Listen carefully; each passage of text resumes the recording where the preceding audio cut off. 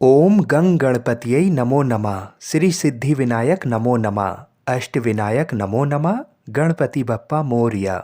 नमस्कार मित्रों, स्वागत है आपका अपने चैनल गुरुवाणी में।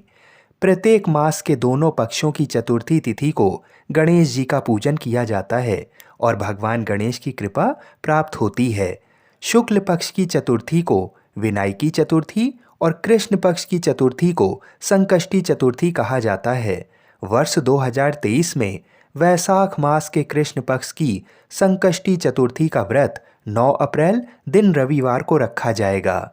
इस बार की संकष्टी चतुर्थी वैशाख महीने की पहली चतुर्थी है, इसलिए ये संकष्टी चतुर्थी बड़ी ही शुभ फलदायक है। इस व्रत को करने से माँ जगत जननी और भगवान गणेश दोनों का ही आशीर्वाद प्राप्त होगा। ये व्रत करने से सभी प्रकार की बाधाएं दूर होती हैं। इस व्रत के प्रभाव से मनुष्य के सभी काम बिना किसी विघ्न बाधा के पूरे हो जाते हैं।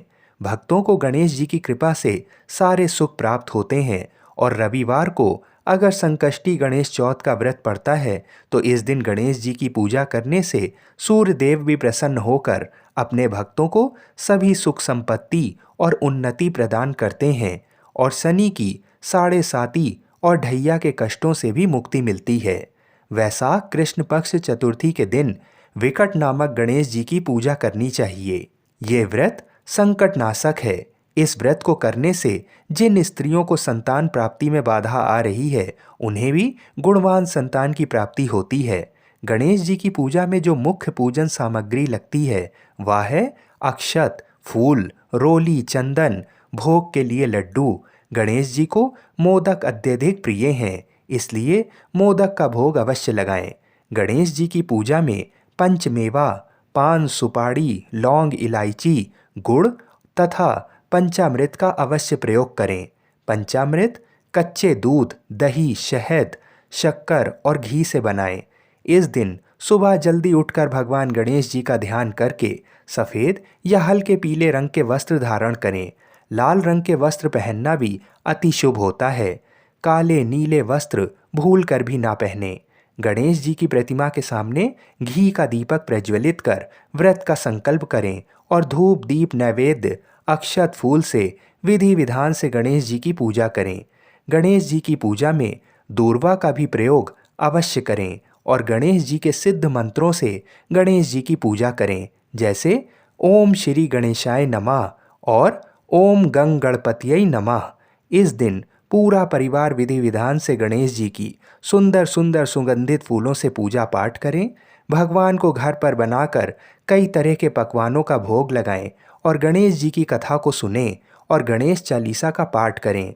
फिर परिवार के सभी लोग गणेश जी की आरती करें और जो भी भोग आपने भगवान गणेश जी को लगाया है वह प्रसाद सभी लोगों में बांटें और चंद्र उदय होने पर चंद्रमा को अर्घ्य अवश्य दें।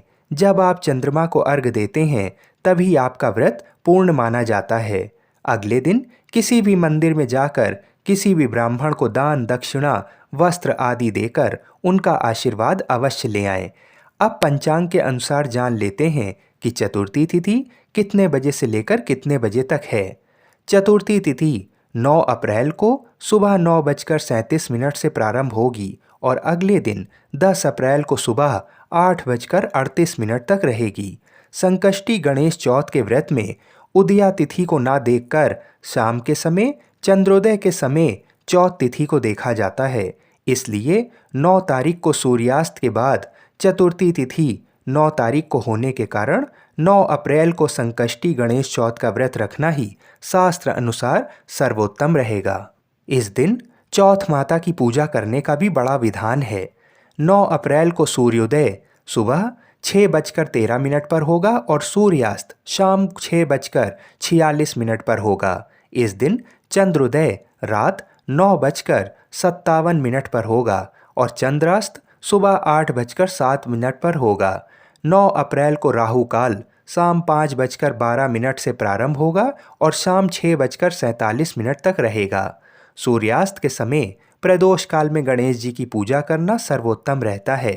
भगवान श्री गणेश हम सभी की मनोकामनाओं को पूर्ण करें। बोलिए श्री शंकर पार्वती भगवान की जय। हर हर महादेव।